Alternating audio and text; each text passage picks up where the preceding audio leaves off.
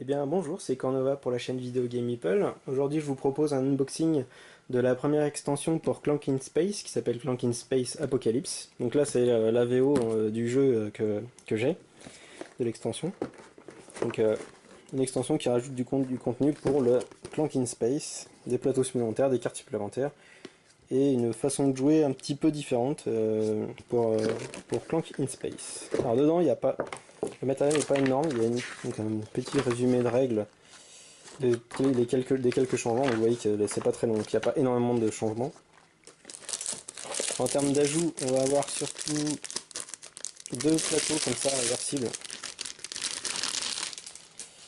de, deux zones du vaisseau, donc recto verso, de nouvelles zones, avec de nouveaux passages et de nouvelles choses. Et il doit y avoir également de nouvelles informations où en fait on voit apparaître ici des choses par rapport au cube noir, parce que c'est ce que change en fait rajoute cette extension. En fait, les cubes noirs qu'on retire du sac vont avoir en fait des effets particuliers liés à l'objectif de Lord Eradicus. Donc, d'ailleurs, ce sont ces cartes-là qui sont en fait les plans de Lord Eradicus. Donc en fait, on a, on a 1, 2, 3, 4, 5, 6, 7, 8. On a 8 plans de Lord Eradicus. On en choisit un soit au hasard, soit on en choisit un, sachant que du coup en haut ici c'est marqué catégorie et le chiffre ici correspond à la difficulté. Donc on a des catégories 2, on doit faire 1, 2, 3 et je me demande s'il n'y a pas du 4, non il y a ça va jusqu'à 3. Donc on a de la difficulté 1, 2 ou 3. Et du coup on en choisit un au début de la partie et ça nous dit en fait ce qui va se passer, ça thématise un peu la partie, dans le sens où les cubes noirs qu'on va retirer du jeu vont venir remplir ces lignes ici. Et une fois que la ligne est remplie, il va y avoir l'effet qui est indiqué juste en dessous, et ensuite ça va se remplir au fur et à mesure. Et si toutes les lignes ici sont complètes, en fait on va avoir un effet d'ongoing, un effet permanent qui va nous pourrir la vie.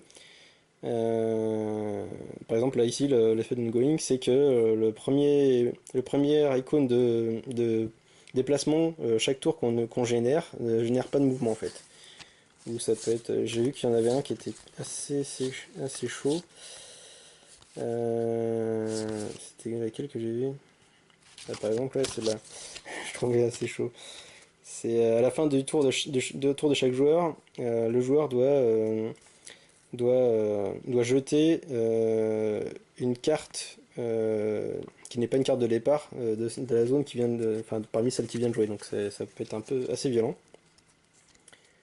Et sachant que du coup, ces cubes-là, ils vont du coup remplir, les cubes noirs vont remplir ici la zone, mais qu'on a ici une petite réaction qui nous permet en fait de venir récupérer les cubes ici. Tant que les lignes ne sont pas pleines, on peut récupérer des cubes. À savoir que chacun des cubes de souvenir vaut un point de victoire, et que en plus du coup ces cubes noirs vont nous servir, si on les défausse, on va pouvoir les utiliser pour activer des compétences ou activer en fait des zones ici sur le terrain. Par exemple, je défausse un cube noir que j'ai récupéré pour récupérer 3 d'argent, ou ici pour faire moins 3 clanks. Donc voilà, c'est une nouvelle utilité en fait des cubes noirs en fait, qui vont venir remplir ce truc là. Donc là, donc il y a un peu il y a de quoi faire, il y a des choses bien différentes. On a également une nouvelle icône un nouveau... Ah, il est cassé. Bon, ça va faire que je vois.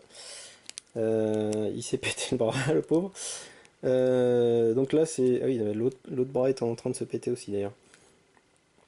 C'est en fait un petit personnage qui permet de remplacer le, le Lord Eradicus sur la petite piste qui va monter. Donc voilà, je pense que c'est juste pour dire qu'on a un truc comme ça, mais après ça n'a pas de réelle utilité en soi, je pense. On a de quoi, bon là c'est le catalogue de Renegade, et du coup on a ici un paquet de cartes. Alors je ne saurais plus vous dire exactement combien il y en a. Donc c'est des cartes qu'on va venir mélanger directement au deck général, qui va se retrouver du coup dans la rivière. Et c'est des cartes qui du coup voilà, qui vont avoir des effets genre prenez un cube noir, des choses comme ça, ou qui vont en fait arriver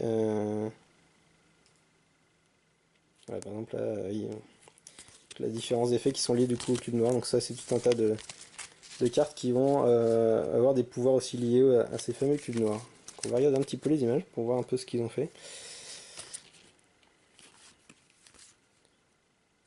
Cartes.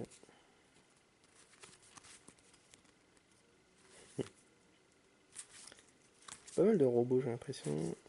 Quelques années. French Scientist. Heroic Sheriff. Sans déconner.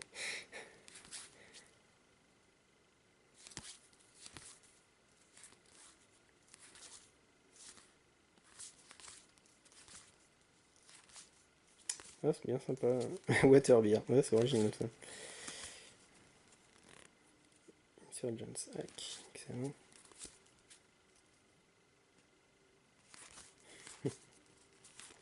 Donc il y a pas mal de. Je disais aussi. Psychic Bull, d'accord. Clin d'œil à Minority Report.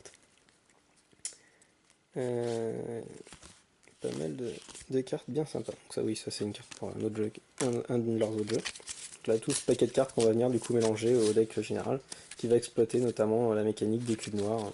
Voilà.